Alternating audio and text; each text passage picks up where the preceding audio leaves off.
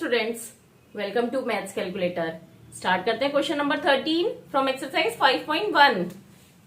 Fill in the blanks. यहाँ कुछ fill in the blanks दिए है, स्टेटमेंट दिए है, उसको फिल करना है, कंप्लीट करना है। If two angles are complementary then the sum of their measures is.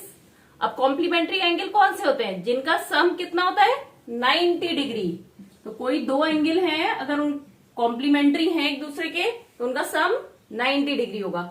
और अगर उनका सम 90 डिग्री नहीं है, दैट मीन्स वो कॉम्प्लीमेंट्री एंगल नहीं होंगे।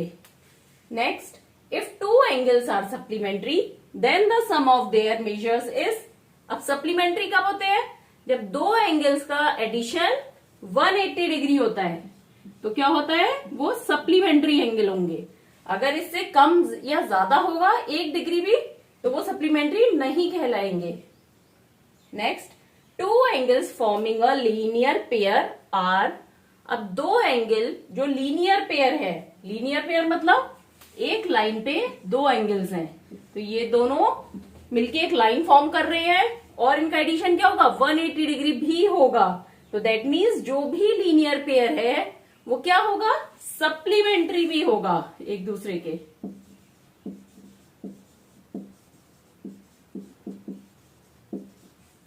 Supplementary also. अब next, if two adjacent angle are supplementary. अब अगर दो एडजेसेंट एंगल हैं, एडजेसेंट मतलब उनके दोनों एंगल्स जुड़े हुए हैं, उनकी एक आर्म कॉमन है, वर्टेक्स कॉमन है, वो क्या है? सप्लीमेंट्री है।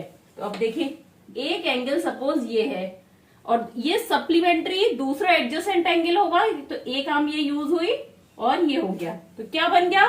एक लाइन भी बन गई, लीनियर पेयर भी बन गया।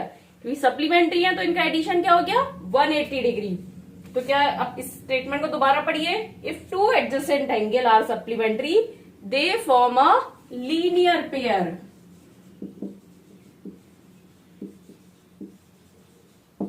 जब दो सप्लीमेंट्री एंगल एडजेसेंट होते हैं तो वो लीनियर पेयर भी बन जाते हैं। तो इस तरह से हर लीनियर पेयर क्या होगा? सप्लीमेंट्री एंगल होगा। लेकिन हर सप्लीमेंट्री एंगल लीनियर पेयर नहीं होगा। वो कब होगा? जब वो दोनों एडजेसेंट होंगे। नेक्स्ट पार्ट करते हैं। If two lines intersect at a point then the vertically opposite angle are always. अब यहां पूछा है दो लाइन जब इंटरसेक्ट करती है एक दूसरे से तो वर्टिकली अपोजिट एंगल बन रहे हैं, ये वर्टिकली अपोजिट एंगल बन रहे हैं, तो ये क्या होंगे? ऑलवेज इक्वल होंगे।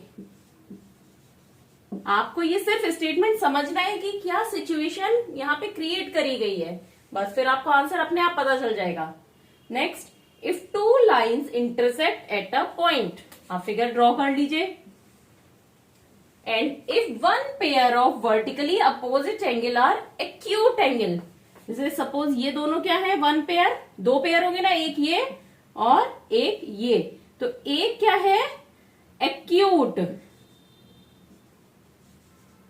एक्यूट मतलब 90 से कम है, तो दूसरा क्या होगा? Then the other pair of vertically opposite angle are. अब देखिए, ये एक्यूट एंगल है। अब आप सिर्फ इस वाले पार्ट को देखिए, ऊपर वाले पार्ट को, तो यहाँ पे ये है। अब ये एक्यूट है, तो ये क्या होगा? 90 से कम है, तो ये क्या होगा? 90 से ज्यादा होगा, क्योंकि इनको मिला के क्या बन रहा है? 180 बन रहा है। तो यानी कि एक एक्यूट का पेयर होगा तो दूसरा ऑब्ट्यूज का।